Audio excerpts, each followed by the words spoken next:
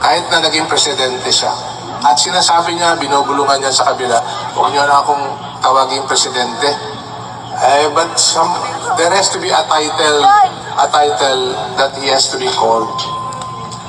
So sabi niya, mayor na lang. Kaya every time he is introduced, may mga protocol dyan.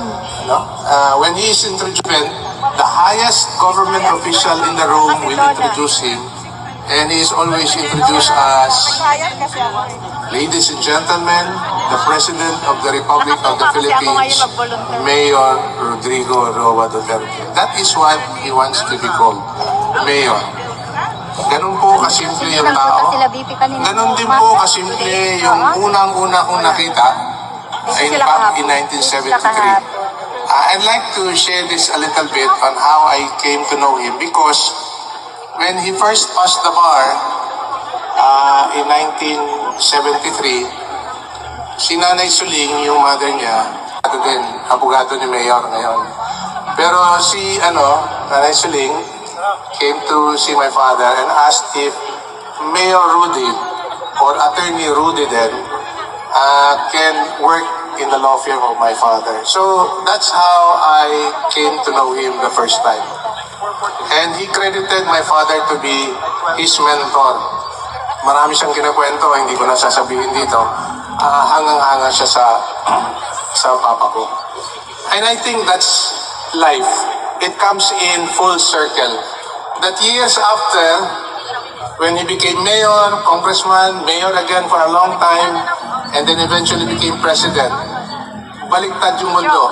Ako naman na. More than 90% of our Filipinos working abroad. Lalong-lalo that we have together, ang iniisip niya, kayo, yung mga nagtatrabaho sa labas.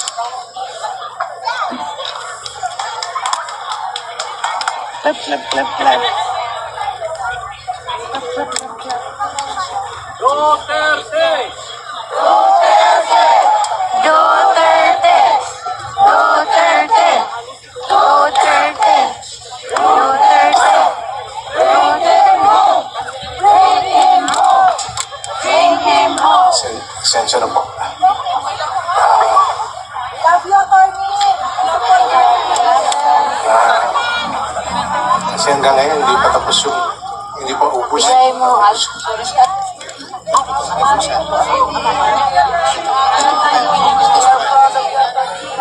I can only say that he does not deserve the treatment that he's getting now from this government. There has been a lot of characterization of the man. Marami silang masasabi sa tao at lalong-lalo na sa mga kritiko, ang makikita lang nila yung isang bagay na hindi, yung isang bagay, patungkol dito na ngayon, hindi ko na i-elaborate. Pero yung isang bagay na hindi pa nila makikita yung kumpletong kwento. Pero yung karamihan dyan, 90 to 90% of what this man is all about and what he did for the country, yan po ang hindi nakikita ng pagkaliit-liit na segment ng bansa. Kayo po, karamihan dito sa ngayon, at lalong-lalo na sa Pilipinas, mas nakikita nila yung kabuuan ng pagkatao ni Mayor Rudy. Kaya grabe, dagsaan ang ating paniniwala, dagsaan yung pagmamahal sa tao, at pati ako na nakilala ko siya for many years, hindi ako makapaniwala na noong March 28, we had the biggest global birthday celebration of one time. Thanks to you here and everyone else here. Akala ko nga mga 60 locations all across the world. Nabunyag ka rin ng gobyerno, 240 locations across the world pala. Pero ang problema, ang binigay nila na numero, 60,000 lang. Yun lang sinabi. Pero sa Davao pa lang, which is the epicenter of the global birthday celebration of Tatay Digong, mahigit 300,000 na ang dumalo.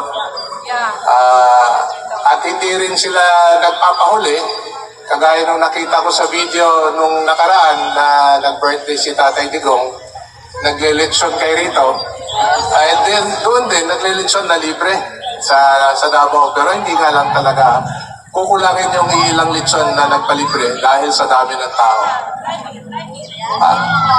So, sa ngayon, nagpapasalamat ako on behalf of the family and on behalf of our family especially sa tuloy at patuloy na inyong suporta at pagmamahal po sa bayan for that matter and for Tatay Digong. Let us to continue to pray for him for his continued good health, his wisdom, his perseverance, na he would be able to overcome what he has been going through right now. At sinasabi niya palagi ito. If you notice, last year sa harap ng Senado, sa harap ng Kongreso, I was with him, beside him, at sinasabi niya, haharapin ko ito. Pero sa maling akala namin haharapin namin doon, dito pala.